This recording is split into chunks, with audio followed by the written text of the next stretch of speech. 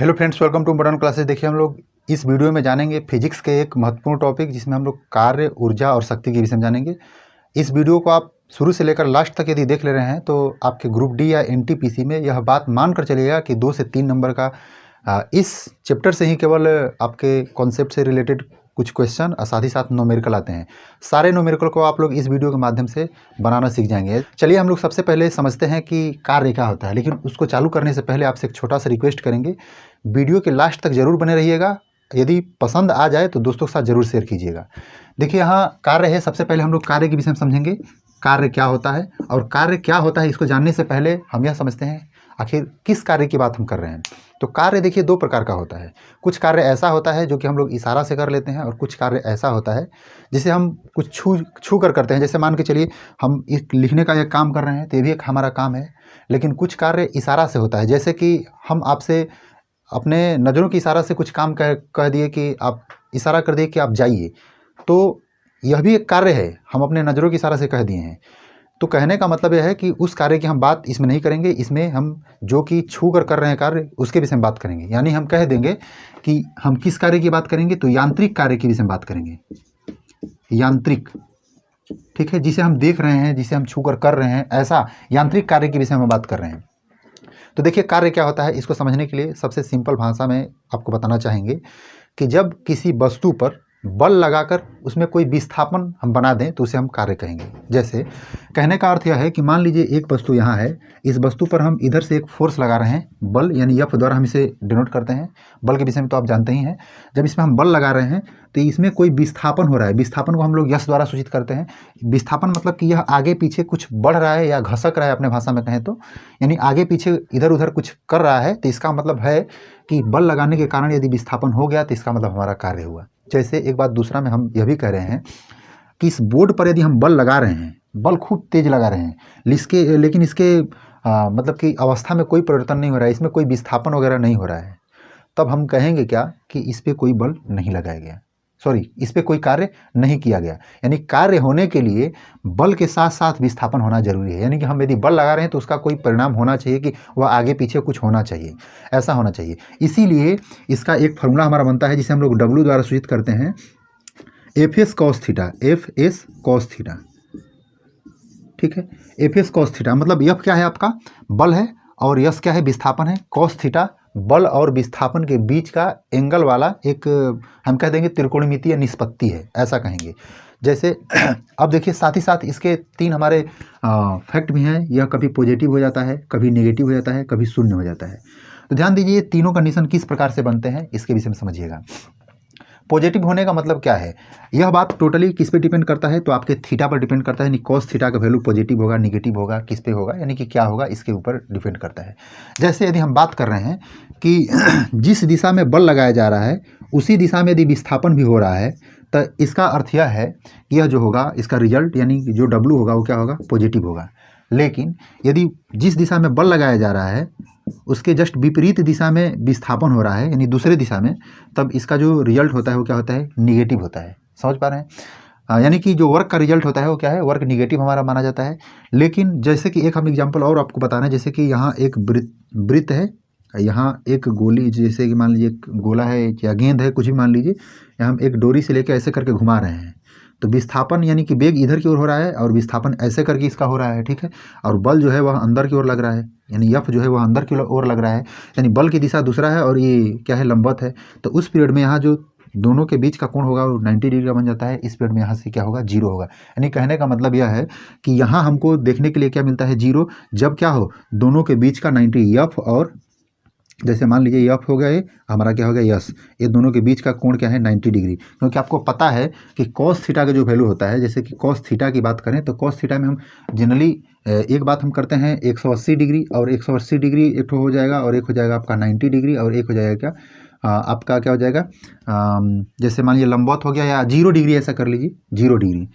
तो ध्यान दीजिएगा, जब 0 डिग्री रहता है, cos 0 डिग्री का मान क्या होता है, 1 होता है, और cos 90 डिग्री का मान क्या होता है। जैसे कि यदि हम इस तीनों का बात करें तो क्या क्या होता है, 0 डिग्री का मान 1 होता है। इस पीरियड में हम कहेंगे, देखिए हम यहाँ कहेंगे कि 0 डिग्री का यदि वैल्यू आ रहा है, 0 डिग्री मतलब क्या कि दोनों जब एक ही दिशा में है, जैसे जिस दिशा में बल है उसी दिशा में यदि हमारा विस्थापन भी है तो इनके बीच का जो कोण होगा वो 0 डिग्री बनेगा।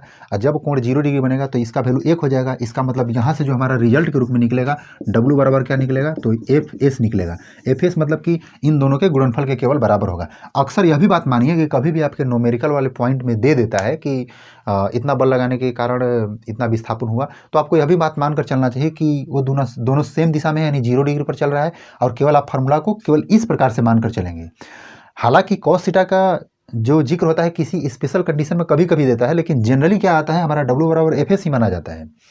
यह आपको समझना है कि 0 डिग्री का मतलब यह है कि जिस दिशा में हमारा फोर्स है उसी दिशा में क्या है, विस्थापन भी है, तो दोनों क्या होगा, प्लस में होगा, और प्लस के साथ साथ उसका मैक्सिमम वैल्यू प्राप्त होगा, क्योंकि कॉस थीटा का मान जब 1 हुआ तो इसका मतलब टोटल वैल्यू हमें प्राप्त होगा। लेकिन वही यदि कॉस 90 डिग्री की बात करें, यानी कि जब दोनों क्या होंगे जब दोनों लंबवत हो जाएंगे तो इनका जो वैल्यू होगा वो क्या होगा, 0 होगा। यानी कहने का मतलब जब कॉस का वैल्यू 90 डिग्री होता है तो उसका मान क्या होता है भाई, तो आप बताइएगा 0। तो यहाँ क्या हो जाएगा, जब 0 रखेंगे तो W बराबर क्या हो जाएगा, यहाँ से W बराबर 0 प्राप्त होगा यदि ये हो जाएगा 90 डिग्री। तब समझ पा रहे हैं।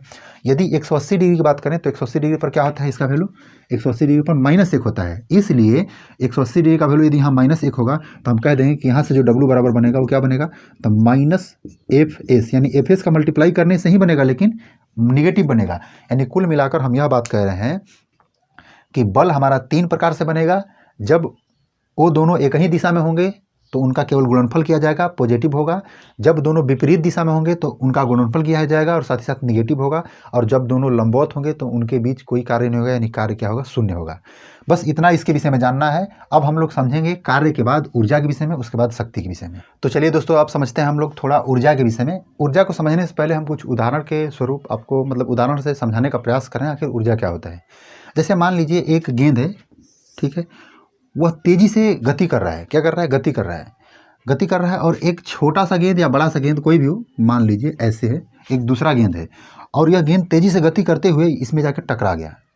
जब टकराएगा तो क्या गेंद ये वाला यही रहेगा, तो आपका जवाब होगा नहीं सर। क्या होगा, ये गेंद इधर उधर कुछ थोड़ा इधर उधर जरूर होगा। समझ पा रहे हैं। यानी कहने का अर्थ है कि इसके अंदर एक क्षमता है, क्या, कि यदि इससे टकराएगा तो इसे दूर थोड़ा बहुत इधर उधर डिस्ट्रैक्ट करेगा, मतलब इधर उधर भगाएगा उसे। तो इसी क्षमता को हम क्या कहते हैं, ऊर्जा कहते हैं। यानी सिंपल भाषा में कहें क्या है भाई, तो कोई भी कार्य करने की क्षमता यदि किसी वस्तु के अंदर है तो उसे हम कहेंगे ऊर्जा। जैसे यदि हमारे पास आपको पढ़ाने की क्षमता है, इसका मतलब यानी इस कार्य को करने, पढ़ाने वाला जो कार्य है वो हमारे पास एक क्षमता के रूप में अवेलेबल है, तो इसका मतलब हमारे अंदर एक ऊर्जा है। यदि हम आपको नहीं पढ़ा सकते हैं तो इसका मतलब हमारे अंदर ऊर्जा अवेलेबल नहीं है। समझ पा रहे हैं। यानी कहने का अर्थ यह है कि ऊर्जा क्या है भाई, कार्य करने की क्षमता है। क्या, कार्य करने की क्षमता है। समझ पा रहे हैं, कार्य करने की क्या है, क्षमता है। तो आपको समझना है कि कार्य और ऊर्जा में ज़्यादा डिफरेंट नहीं होता। लेकिन हाँ, एक बात आपको बताना भूल गए हैं कि जो हमारा कार्य है इसका एसआई मात्रक क्या होता है भाई। तो आप देखें इसका जो फॉर्मूला था W बराबर क्या था भाई, FS था। तो FS का मतलब क्या होता है, F मतलब न्यूटन और S मतलब दूरी है, S मतलब विस्थापन है, तो क्या हो जाएगा, मीटर। यानी इसका जो हमारा मात्रक होगा क्या होगा, न्यूटन मीटर होगा। और साथ ही साथ इसका यदि हम बात करें चर्चित मात्रक यानी एसआई मात्रक कहें तो एसआई मात्रक को हम लोग क्या कहते हैं कि कार्य का एसआई मात्रक कहते हैं जूल। क्या, जूल। जूल क्यों कहते हैं भाई, तो एक वैज्ञानिक ने इसके विषय में बहुत ज़्यादा जानकारी दिए थे, तो इसी उन्हीं के नाम पर इनका जो मात्रक है उसको जूल में कन्वर्ट कर दिया गया। मतलब कि जैसे कि आप लोग को पता है कि न्यूटन ने बल की विषय में बताए थे, तो उन्हीं के नाम पर जो किलोग्राम मीटर प्रति सेकंड स्क्वायर को न्यूटन कहा गया। यानी किलोग्राम मीटर प्रति सेकंड स्क्वायर बल का वास्तविक मात्रक होता है, लेकिन एसआई मात्रक में उनके सम्मान में न्यूटन कहा गया। उसी तरह से न्यूटन मीटर क्या हो जाएगा, इसका मात्रक हो जाएगा। हमें आशा है कि इसका यदि आप बीमीय सूत्र लिखना चाहें तो लिख लेंगे। कैसे भाई, तो आप समझिएगा यहाँ से न्यूटन मीटर है तो न्यूटन को क्या कहते हैं, किलोग्राम मीटर प्रति सेकेंड स्क्वायर। और फिर यहाँ से मीटर हो गया। आप देखिएगा किलोग्राम को मतलब कि m लिखते हैं, ए क्या है किलोग्राम, मीटर को क्या लिखते हैं, यल।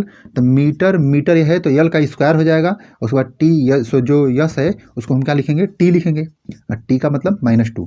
यह क्या था, कार्य के विषय में कि कार्य का मात्रक न्यूटन मीटर होता है, जूल होता है, और उसका जो बीमीय सूत्र होता है m l² T पर -2, ठीक है। टी पे पावर मतलब -2 हो जाएगा।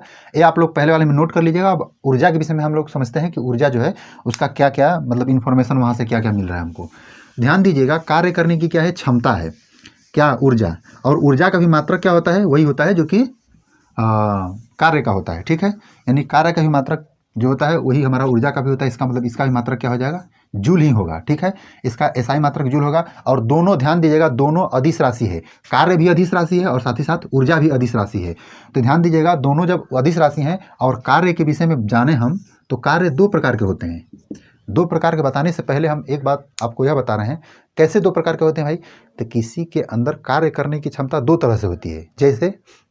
जैसे है कि कोई वस्तु ऐसा है जो कि गति करके कार्य करना चाहता है। जैसे हमारा अभी गेंद वाला जो आपको एग्जांपल बताए हैं कि पहला गेंद यदि स्थिर रहता तो क्या दूसरे गेंद को हिलाने की क्षमता रखता, तो आप जवाब देंगे नहीं सर, वो जब चल रहा है तभी वो टकरा के हिल रहा है। इसका मतलब यह है कि जब कभी भी पहली गेंद है वह यदि गति में है तभी जाके उसके अंदर एक क्षमता अवेलेबल है। यानी गति के कारण एक क्षमता अवेलेबल रहता है, उपस्थित रहता है। और दूसरा जो होता है उसके स्थिति के कारण, यानी कि उसका कुछ अलग से स्थिति है। जैसे कहने का अर्थ है, थोड़ा सा हम आपको अपने लाइफ में एंट्री करा कर दिखाना चाहते हैं। जैसे मान लीजिए सपोज दैट कि हम ऐसे करके लटके हुए हैं। मान लीजिए ऐसे पूरी तरह से, जैसे मान लीजिए कि हाँ हमारा एक घर है और इसके ऊपर हम ऐसे करके लटके हैं, ठीक है। किसी भी प्रकार से कोई हमको यहाँ से ऐसे करके मान लीजिए एक रस्सी दिया है और हमको बांध के ऐसे पकड़ाया है। हम यहाँ हैं, मान लीजिए हम यहाँ हैं, एक कोई दूसरा व्यक्ति है जो कि छत के ऊपर लटका है, खड़ा है और हमको रस्सी से ऐसे करके पकड़ा के ऐसे हमको लटकाया हुआ है। और हमारे अंदर एक क्षमता है, क्या क्षमता है भाई, कि यदि पहली व्यक्ति इस रस्सी को छोड़ दिया तो यहाँ सामने कोई व्यक्ति खड़ा है तो उसके हम ऊपर गिर कर उसका मुँह तोड़ सकते हैं, कपार फोड़ सकते हैं, ऐसा हम कर सकते हैं। तो ये जो क्षमता है किसके कारण है भाई, हमारी इस स्थिति के कारण है। यदि यह स्थिति हमारी नहीं होती तो हम शायद ऐसा नहीं कर सकते थे। यह कोई जरूरी नहीं है कि इस बस यहाँ हम ही रहें। यह एक लकड़ी है, मान लीजिए यह लकड़ी का एक गुटका है और उस लकड़ी को हम ऐसे पकड़े हुए हैं। एक यहाँ कोई दूसरा वस्तु है या कोई व्यक्ति ही है, तो उसके सर पे यदि चोट मारना है तो हम इस लकड़ी को छोड़ सकते हैं। तो इस स्थिति में तभी ना, मान लीजिए हम एक बात आपको कह रहे हैं कि यह जो लकड़ी है ऐसे करके सोया होता, जो लकड़ी इस तरह से था वह लकड़ी सोया होता, हम रस्सी से इसको पकड़े भी होते और छोड़ भी देते तो क्या यहाँ लकड़ी गिरता, तो आप जवाब देते नहीं। यानी कहने का अर्थ यह है कि जब कुछ स्पेशल कंडीशन में कुछ स्थितियां ऐसी पैदा हो जाती हैं जो कि वो क्या होता है, एक कार्य करने की क्षमता उसके अंदर अवेलेबल हो जाता है।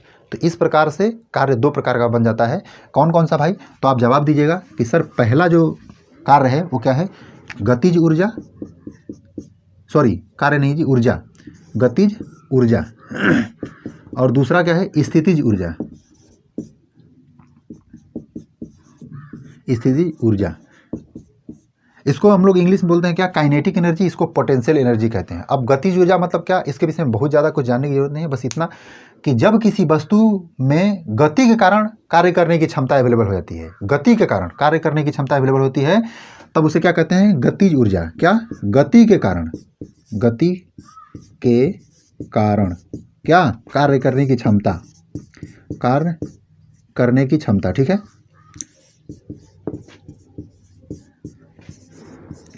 गति के कारण कार्य करने की क्षमता आती है तब हम उसे क्या कहते हैं, गति ऊर्जा कहते हैं।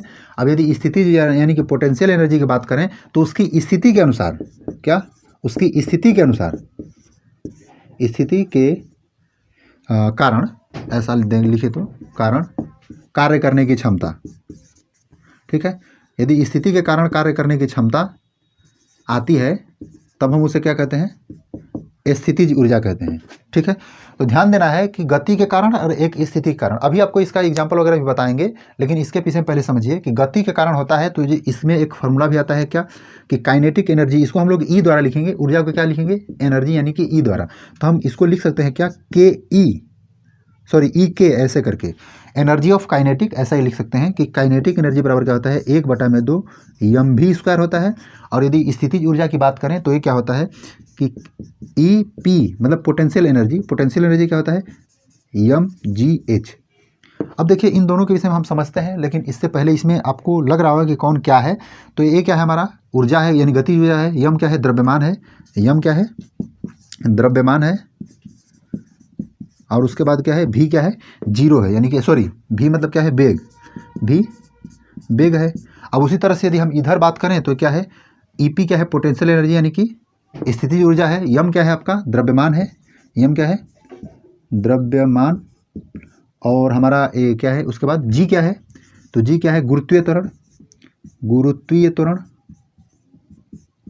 गुरुत्वीय त्वरण। और उसके बाद इसका जो वैल्यू होता है क्या होता है, 9.8 मीटर प्रति सेकेंड स्क्वायर होता है। जो भी देखिए, जो भी बात हम आपको बता रहे हैं, इस बात को गहराई से समझने का प्रयास कीजिएगा तो हम आपको गारंटी के साथ कह सकते हैं कि आपके यदि एग्जाम में आ रहा है कार्य ऊर्जा शक्ति से कोई क्वेश्चन, तो आप जरूर हल कर लीजिएगा। और इसमें तो ट्रेंड चल रहा है कि इस चैप्टर से 1-2 क्वेश्चन आपका न्यूमेरिकल आएगा ही आएगा, ऐसा भी मान लीजिए। और ध्यान दीजिएगा, इसका जो वैल्यू है वह 9.8 आपके क्वेश्चन में दिया रहता है कि इतना ही आप यूज कीजिए। कभी कभी 9.8 को यह भी कहता है कि आप इसे 10 यूज कीजिए, ठीक है। तो जैसा कहेगा वैसा आप यूज कीजिएगा, नहीं कहेगा तो 9.8 आपको यूज करना होगा, ये बात याद रखिएगा। उसके बाद यच जो है वह, यच क्या है भाई, तो हाइट है, ऊंचाई है, क्या है, ऊंचाई। ऊंचाई कहिए, दूरी कहिए, जो भी है, कभी कभी यह दूरी के रूप में भी हमें वर्ड में प्रयोग कर सकता है। देखिए इसका एग्जाम्पल हम लोग को समझते हैं, लेकिन एक एग्जाम्पल के सहारे ही आप सारा एग्जाम्पल को समझ जाइएगा कि इसके अलग एग्जाम्पल क्या हो सकते हैं। जैसे हमारा इसमें पहला हम एग्जाम्पल लिख रहे हैं, बंदूक से छोड़ी गई गोली। जैसे बंदूक से छोड़ी गई गोली, बंदूक से छोड़ी गई क्या है, गोली। बंदूक से छोड़ी गई गोली हो गया। उसके बाद हमारा, उसके बाद तीर से क्या, तीर से छोड़ा गया, सॉरी धनुष से छोड़ा गया तीर, धनुष से छोड़ा गया तीर, गया तीर, ठीक है। और उसके साथ साथ बहुत सारा एग्जाम्पल हो सकता है, जैसे कि हम और बोल रहे हैं, आप लोग यदि लिखना चाहें तो लिख सकते हैं। जैसे कि एक गतिमान हथौड़ा हो गया, नाचता हुआ लट्टू हो गया, ये सब हमारा एग्जाम्पल हो सकता है इसका। जैसे कि कोई भी चीज़ गति हो और आपको पता चले कि जो गति हो रहा है उसके कारण आगे कार्य भी होने वाला है।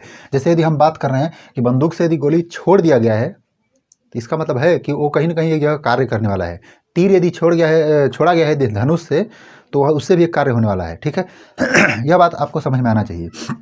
यदि हम बात करें स्थितिज ऊर्जा के एग्जाम्पल के विषय में, तो स्थितिज ऊर्जा का एग्जाम्पल क्या है, तो ध्यान दीजिएगा, स्थितिज ऊर्जा में जो फॉर्मूला है इसी पर आपको ध्यान रखना होगा। क्या कि इसमें जी होना चाहिए, सॉरी जी तो लगेगा ही लगेगा, एक ऊंचाई होना चाहिए। यानी कोई भी वस्तु ऊंचाई पर रखी गई है तो अब उसमें क्या है, एक कोई ना कोई हमारा स्थितिज ऊर्जा उसमें है। जैसे कि मान लीजिए कि छत के ऊपर, जैसे पहला है छत के ऊपर रखी हुई ईंट, छत के ऊपर रखी हुई ईंट, छत के ऊपर रखी हुई ईंट, रखी हुई ईंट, समझिएगा। अब हम क्या लिख रहे हैं उतना बड़ा लिखने की जरूरत नहीं है। जैसे एक है दूसरा में यह भी बात हो सकता है कि क्या बोलते हैं, जैसे कि कोई तना हुआ धनुष, ऐसा कह सकते हैं, तना हुआ धनुष, तना हुआ धनुष। तना हुआ धनुष मतलब कहें कि कोई धनुष है वह पहले से ही ऐसे इस अवस्था में रखे हैं कि जब उसको छोड़ा जाएगा तो एक कार्य करने के लिए प्रेरित है, वो तैयार है, ऑटोमेटिक तैयार है। तो इस प्रकार से स्थिति ऊर्जा का हमारा एग्जाम्पल हो सकता है। जैसे कोई पानी है, जैसे मान लीजिए चौथा में एग्जाम्पल हो सकता है कि एक बांध है, मान लीजिए ऐसे, इसमें पानी पूरी तरह से भरा हुआ है, इसमें एक ऊंचाई के साथ पानी भरा हुआ है और यहाँ एक छेद है, तो इस छेद को खोल दिया है तो बहुत सारा कार्य होने वाला है, ये बात हम जानते हैं। यानी इसके अंदर एक एनर्जी अवेलेबल है, ऊर्जा अवेलेबल है, वो स्थिति का कारण है। यदि यही मान के चलिए इतना ही पानी खेत में रहता, एकदम नीचे रहता, बराबर में सिंपल में रहता, तो उसमें कोई कार्य करने की क्षमता नहीं होती, समझ पा रहे हैं। और इसी का उदाहरण एक इस साइड में मिल सकता है कि एक बांध बना है, इसमें पानी पूरी तरह से ऐसा करके भरा हुआ है और एक यहाँ डायनोमो लगा हुआ है, डायनोमो मतलब आप समझ रहे हैं, मोटर वगैरह लगा हुआ है कि यहाँ पानी बह भी रहा है, तो इस बहते हुए पानी में भी एक ऊर्जा है, वो डायनोमो को चला सकता है, बिजली उत्पन्न कर सकता है। तो स्थितिज ऊर्जा और गतिज ऊर्जा में बस इतना ही अंतर है कि इन दोनों में एक अंतर है कि गति कारण होता है, एक स्थिति के कारण होता है। इनका जो फार्मूला है बहुत इंपॉर्टेंट है, जितना इंपॉर्टेंट हम कहना चाहें उससे ज़्यादा इंपॉर्टेंट है, यह बात आप समझ जाइएगा। जी के वैल्यू को आप लोग नहीं भूलिएगा और इन दोनों के सहारे आपको हमेशा न्यूमेरिकल मिलेंगे ही मिलेंगे, यह बात आप निश्चित रूप से ध्यान दीजिएगा। अब हम लोग समझते हैं शक्ति के बारे में। तो चलिए दोस्तों, अब हम लोग समझते हैं शक्ति के बारे में। शक्ति क्या होता है समझिएगा। यदि कार्य और ऊर्जा आपको अच्छी तरह समझ में आ गया है तो शक्ति भी आसानी समझ में आ जाएगा, ठीक है। हम लोग अभी तक पढ़े थे कि कार्य करने की यदि क्षमता जो हमारे अंदर आती है तो उसको हम लोग कहते हैं ऊर्जा। अब इसको भी एक एग्जाम्पल के तौर पे समझते हैं, जैसे शक्ति क्या होता है। जैसे थोड़ा समझिएगा, यहाँ मान लीजिए एक ऐसे करके क्या है, आप कह सकते हैं यह क्या है, सीढ़ी है, क्या सीढ़ी है किसी घर में, ऐसे करके यह सीढ़ी है। मान लीजिए घर कुछ ऐसे है, यहाँ एक दरवाज़ा है, जो भी है उतना कुछ समझने की ज़रूरत नहीं है। मतलब कहने का अर्थ यह है कि यहाँ दो लोग हैं, ठीक है, और दोनों लोग इस सीढ़ी पर क्या कर रहे हैं, चढ़ रहे हैं, और इनका नाम ए है और इनका नाम बी है। हम आपको क्या समझाने का प्रयास कर रहे हैं, इस पर जरूर थोड़ा सा गौर कीजिएगा। दोनों लोग इस सीढ़ी के माध्यम से ऊपर चढ़ना चाहते हैं। जब ए चढ़ रहे हैं तो इनको टाइम लग रहा है, मान लीजिए कि 1 मिनट का टाइम लग रहा है, और जब ए चढ़ रहे हैं तो इनको 3 मिनट का समय लग रहा है। तो यह ध्यान दीजिएगा, हम आपको कह रहे हैं यहाँ एक काम दिया गया, क्या कि यहाँ से चढ़िए और यहाँ तक पहुँचिए। तो ए व्यक्ति भी चढ़ गया, बी व्यक्ति भी चढ़ गया, और साथ ही साथ इसका मतलब जब चढ़े हैं तो ये लोग काम कर दिए हैं। और काम क्यों किए हैं, क्योंकि इनके अंदर एक ऊर्जा है, एक क्षमता है, तब जाके काम किए हैं। इसका मतलब कार्य भी हुआ, क्षमता भी इनके अंदर है, यानी कि ऊर्जा भी इनके अंदर है, ठीक है, कार्य भी और ऊर्जा भी दोनों हुआ, बात सही है। लेकिन शक्ति में बस इतना अंतर है कि इन दोनों लोगों ने किया है और कितना समय में किया है। तो हम कहेंगे क्या कि इन दोनों लोगों में जिन्होंने कम समय लिया है उनके अंदर अधिक शक्ति है। रिपीट कर रहे हैं, जल्दी कौन चढ़ा है, ए चढ़ा है, देर से कौन चढ़ा है, बी चढ़ा है।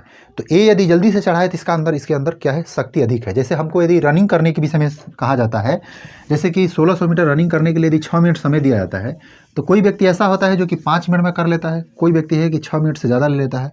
तो यदि शक्ति की परिचय मांगा जाए तो जो व्यक्ति कम समय में तय किया है 1600 मीटर दूरी को, हम कह सकते हैं कि उसके पास शक्ति अधिक है, ठीक है। तो शक्ति के विषय में बस इसका डिफिनीशन सुनेंगे तो कहेंगे इकाई समय में, क्या इकाई समय में, इकाई समय मतलब क्या होता है, एक यूनिट, एक एकांक समय में, ऐसा कहें तो इकाई समय में क्या किया गया कार्य, इकाई समय में किया गया कार्य, इकाई समय में किया गया जो कार्य होता है वही क्या है, शक्ति है। तो जब भी किसी बात में इकाई यदि आ जाता है तो उसको हम लोग हर में लगा देते हैं। जैसे कहने का मतलब, इसको हम लोग पावर कहते हैं, इसको हम डिनोट करेंगे पी द्वारा। तो पी को कैसे कहेंगे हम, पी बराबर W/T, यानी एकांक समय में किए गए कार्य को, W क्या है, कार्य है, यह क्या है, कार्य, यह क्या है, समय, और यह क्या है, शक्ति है। अब आपको यह भी समझना है कि एकांक समय में यदि कार्य किया जा रहा है, जो भी कार्य किया जा रहा है उसको हम लोग शक्ति कहते हैं। अब शक्ति का एसआई मात्रक के विषय में समझिए। तो शक्ति का एसआई मात्रक यदि देखें तो हम ऐसा कह सकते हैं, इसका होता है जूल और इसका होता है क्या, सेकेंड। तो कह सकते हैं क्या, जूल प्रति सेकेंड। लेकिन इसी बात को वाट भी कहा जाता है, क्या, वाट। ऐसे लिख देते हैं, पहले W लिखिए और इसको कहते क्या है, वाट, क्योंकि W को हम लोग कार्य भी कह रहे हैं और इस यहाँ वाट भी कह रहे हैं, तो थोड़ा सा आप कन्फ्यूजन ना होइएगा। जूल प्रति सेकेंड को क्या कहा जाता है, वाट भी कहा जाता है, ठीक है। शक्ति का एसआई मात्रक वाट हो गया। अब थोड़ा समझिएगा, इसी को थोड़ा सा और बढ़ाया जाता है तो कभी इसको किलो वाट भी कहा जाता है। किलो वाट मतलब क्या होता है भाई, और किलो मतलब क्या होता है, 1000, यानी हम इसके बराबर कह सकते हैं चाहें तो कि 1 किलो वाट किसके बराबर होता है, 1000 वाट के बराबर होता है। देखिए इसी का एक बड़ा मात्रक होता है क्या, HP। HP के विषय में आप लोग कई बार सुने होंगे। HP के विषय में थोड़ा सा बता दें, जैसे कि पहले HP को जानने से पहले वाट के विषय में जो कभी आप लोग जो यूज देखे हैं उसके विषय में थोड़ा सा याद दिला देते हैं। जैसे कि आपके पास कोई बल्ब वगैरह होगा, कोई लाइट होता है, कोई टीवी होता है, कोई पंखा होता है, तो उसमें लिखा होता है कि जैसे बल्ब है तो 9 वाट का है, टीवी है तो 150 वाट का है, 50 वाट का है। जैसे हमारा कोई टोस्टर हो गया, यानी पानी हीट करने वाला, यानी गर्म करने वाला कोई हीटर है, तो उसमें लिखा होता है कि 2000 वाट का है, 1500 वाट का है। तो ऐसा कुछ करके लिखा होता है। यानी कहने का अर्थ यह है कि कोई भी इलेक्ट्रिक यदि उपकरण होता है तो उसके ऊपर लिखा होता है वाट, यानी उस कहने का मतलब उसकी शक्ति है 10 वाट की, 9 वाट की। इस तरह से आप लोग अधिकांशतः देखे होंगे कि अक्सर जो लाल कलर वाला जो बल्ब होता है पहले, जो कि चलता था, धूप जैसा लाइट प्रकाश देता था हमें, तो कहने का मतलब वो जो होता था वो 100 वाट का होता था। लेकिन आज के डेट में जो LED बल्ब हो रहा है वो क्या है, 9 वाट का आ रहा है, 10 वाट का आ रहा है, 12 वाट का आ रहा है, ऐसे करके 7 वाट का आ रहा है, 5 वाट का आ रहा है। तो HP क्या होता है, HP भी एक वाट ही है, लेकिन यह बात क्या होता है कि जो 1 HP होता है वह किसके बराबर होता है, 746 वाट का, क्या 746 वाट के बराबर होता है। कहने का अर्थ है, जैसे कभी आप लोग इसका नाम कब सुनते हैं ये भी बात सुन लीजिए। जैसे कि हम कहते हैं 1 HP का मोटर है, 2 HP का मोटर है, 1.5 HP का मोटर है। इसका अर्थ यह है कि जो 1 HP का मोटर है इसका मतलब वो 746 वाट का मोटर है, ठीक है। यदि 2 HP का है तो इसका दोगुना, यानी कि कितना हो जाएगा, 1498, 7 दूना के 14 और 1446 दूना के कितना हो जाएगा, 96 46 दूना के 92, यानी कि 1492 वाट का वो क्या है, मोटर हो जाएगा। समझ पा रहे हैं? यानी कहने का मतलब कि इसको आपको जरूर याद रखना है कि 1 HP में कितना वाट होता है। अब ये सब तो बात आप जान गए जहाँ तक हम उम्मीद करते हैं। और यहाँ जो जूल प्रति सेकंड है इसको भी आपको याद रखना होगा। यदि इसका बीमीय सूत्र देखना चाहें तो जो भी इसका बीमीय सूत्र होगा उसमें आपको क्या करना होगा, टी को बढ़ाना होगा। जैसे कि अभी हम लोग देखे हैं कि उसका जो बीमीय सूत्र हो रहा था, यानी कि कार्य का बीमीय सूत्र क्या हो रहा था, MLT, यानी इसका स्क्वायर हो रहा था, इसका -2 हो रहा था। हमको ये क्या है, यहाँ टी नीचे भाग दिया गया है, यानी 1 टी की कमी होगी। 1 टी की कमी होने का मतलब क्या है कि इसमें 1 टी बढ़ेगा। जैसे ऐसे है कि 1 टी जब नीचे है तो टी क्या हो जाएगा, -1 हो जाएगा। यानी कुल मिलाकर ML² टी पे पावर -3, यह क्या हो जाएगा, हमारा बीमीय सूत्र हो जाएगा किसका, शक्ति का। ठीक है। अब अधिकांशतः आप लोग सुने होंगे कि यूनिट का नाम सुने होंगे, जैसे कि हमारे घर के जो खर्च है, इतना यूनिट बिजली खर्च हुआ है। इसके विषय में समझ लेते हैं। और आज के बाद आप लोग यह भी जान जाइएगा कि जो बिजली का रीडिंग किया जाता है वो कैसे होता है। समझिए थोड़ा सा। जैसे यदि हम बात करें कि P बराबर यदि W/T होता है तो क्या हम W बराबर चाहें तो ऐसे W बराबर PT लिख सकते हैं क्या, PT, T मतलब छोटा ही लिखें। यानी कहने का मतलब है शक्ति में हम यदि T से मल्टीप्लाई करें तो कार्य मिल जाएगा। यह बात क्लियर है। हम इसको थोड़ा सा और अच्छा तरीका से लिखना चाहते हैं कि जो W है इसको हम क्या कह देंगे, इसको वाट कह देंगे, इसको क्या कहेंगे, सेकंड कहेंगे। वाट सेकंड क्या कहेंगे, वाट सेकंड। इसको ऐसे लिख रहे हैं इसलिए वाट सेकंड क्यों कहेंगे, ध्यान से समझिएगा। जो P है वह क्या है, W वाट, यानी T क्या है, समय, यानी सेकंड होगा। ठीक है। वाट सेकेंड किसका मात्रक है भाई, इस W को क्या कहेंगे हम, W को कह रहे हैं ऊर्जा, सॉरी क्या कह रहे हैं, कार्य। यहाँ हम अभी तक क्या कह रहे थे, कार्य कह रहे थे। लेकिन यह भी बात आपको बताया गया है कि जो कार्य होता है वही ऊर्जा भी है। तो यह भी तो हम बात कह सकते हैं, यही जो कार्य है वो क्या है, हमारा ऊर्जा भी है।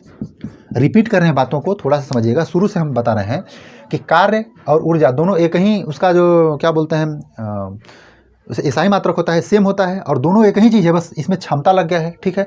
तो जो यहाँ हम बात कहे हैं कि P बराबर W/T, तो W क्या है, कार्य है, और कार्य एक ऊर्जा भी तो है। तो हम कह सकते हैं कि ऊर्जा बराबर PT, यानी ऊर्जा बराबर वाट सेकंड नहीं हो सकता है। तो आपसे यदि पूछ रहा है कि वाट सेकंड किसका मात्रक है, तो आप क्या बताइएगा कि यह ऊर्जा का मात्रक है। वाट सेकंड किसका मात्रक है, ऊर्जा का मात्रक है। लेकिन इसी चीज़ को यदि थोड़ा सा हम बढ़ाना चाह रहे हैं, क्या वाट सेकेंड को बढ़ाकर यदि हम किलो वाट घंटा लिख सकते हैं। कैसे, इसको वाट को बढ़ा के हम किलो में बदल दिए और जो सेकेंड था उसको बढ़ा के घंटा में बदल दिए। तो यह बात आप समझिएगा कि जो kWh होता है यह किसका मात्रक है। बस क्या किए हैं हम, इसको बढ़ाए हैं और कुछ नहीं किए हैं। इसका मतलब यह भी क्या है, ऊर्जा का मात्रक है। किसका, यह ऊर्जा का मात्रक है। और साथ ही साथ kWh के विषय में तो आप जान गए। और इसी को हम लोग क्या कहते हैं, यूनिट कहते हैं। एक यूनिट, एक न कहें, यूनिट कहेंगे, यूनिट। ठीक है। यूनिट मतलब कि kWh जो है वह ऊर्जा का मात्रक है। और कभी भी मीटर का रीडिंग होता है वह kWh में होता है। जैसे कि मीटर रीडिंग करने वाला क्या करता है, वो जो उसके अंदर एक बटन दिया रहता है, बटन को बार बार प्रेस करता है, प्रेस करके वह ये बात निकालना चाहता है कि kWh जिस डिस्प्ले पर आ रहा है उसका कितना रीडिंग है। जैसे मान लीजिए कि आपके मीटर में रीडिंग बता रहा है कि 500 kWh, इसका मतलब 500 यूनिट आपका बिजली खर्च हुआ है। और जैसे समझिए कभी कभी होता है, क्वेश्चन कैसे आता है कि मान लीजिए हमारे पास, हमारे जस्ट ऊपर में एक ट्यूबलाइट है जो कि 20 वाट का है। कितना, 20 वाट का है। हम आपको दिखा रहे हैं कि यह जो हम अभी वीडियो रिकॉर्ड कर रहे हैं, इस वीडियो को रिकॉर्ड करने में टोटल कितना खर्च आएगा, मतलब कितना यूनिट बिजली खर्च होगी। जैसे मान लीजिए 20 वाट का यदि ये हमारा LED लाइट है, और जो खर्च इसमें मान के चलिए कि इस वीडियो को रिकॉर्ड करने में 1 घंटे का समय लगा है। ये क्या है, वाट, यानी कि P बराबर है, और उसके बाद जो टाइम है वो क्या है, 1 घंटे का समय यदि हमें लग रहा है, तब इसके द्वारा यूनिट कितना होगा, यानी kWh क्या होगा, इसके विषय में हमको जानना है। तो इसके लिए एक फॉर्मूला नोट कीजिएगा कि ध्यान दीजिएगा, यूनिटों की संख्या बराबर, यूनिटों की संख्या बराबर क्या होता है, वाट गुणे घंटा, वाट गुणे घंटा बटा में क्या होता है, 1000। याद रखिएगा, इस प्रकार से आप यूनिटों की संख्या ज्ञात कर सकते हैं। जैसे अभी आपको बताए हैं, यदि ऐसा क्वेश्चन आ रहा है कि 1 घंटा हम पर डे जला रहे हैं, इसको जला रहे हैं, इस ऊपर वाले मान लीजिए लाइट को। हालांकि टोटल लाइट तो हमारे घर में अभी आज के तुरंत के प्रेजेंट वाला टाइम में 20 वाट नीचे है, 20 वाट ऊपर है, नीचे दोनों साइड में है 40 वाट, और 12 वाट का एक यहाँ LED जल रहा है। यानी कुल मिलाकर कहें, सबको निकालते हैं हम कि 20 + 20 अब प्लस क्या है, 12। तो 20 20 40, 12 कितना है, 40 10 50, यानी कि 52 यूनिट कुल गिरा है। हमको kWh निकालना है। क्या kWh यानी यूनिटों की संख्या ज्ञात करना है। कहने का अर्थ यह है तो 52 वाट टोटल हम अभी यूज कर रहे हैं। यदि 1 घंटा के लिए यूज करेंगे तो कितना बिजली खर्च होगा, इस बात को ऐसे निकाल सकते हैं। तो 52/1000 मतलब कि 0.52 और उसके बाद क्या, एक जीरो यहाँ भी आएगा, यानी 0.052 यूनिट इतना बिजली का है क्या खर्च। और आपके शहर में 1 यूनिट का कितना पैसा लग रहा है उसको मल्टीप्लाई कर दीजिएगा, तो इस प्रकार से आप निकाल सकते हैं। देखिए वीडियो थोड़ा जरूर लंबा हो गया, लेकिन आशा करते हैं कि जो भी कुछ हम आपको बताने का प्रयास किए हैं आप समझ पाए होंगे। यदि ऐसा है तो आप हमारे वीडियो को लाइक कर दीजिएगा, दोस्तों के साथ शेयर जरूर कीजिएगा। आज के लिए बस इतना ही, मिलेंगे नेक्स्ट वीडियो में, तब तक के लिए आपका धन्यवाद।